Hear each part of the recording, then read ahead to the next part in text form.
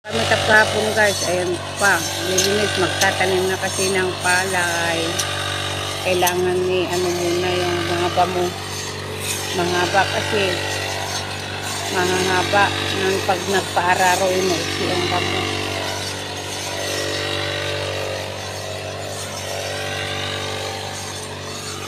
Yung isa doon guys.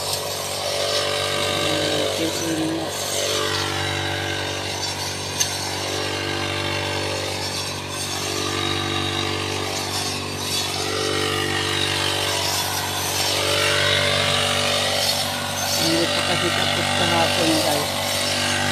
Ayan, kailangan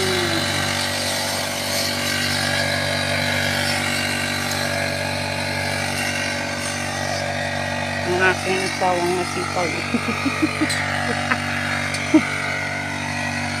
Maaga sila kasi mainit kasi guys pag mamaya pa. Kaya inagahan.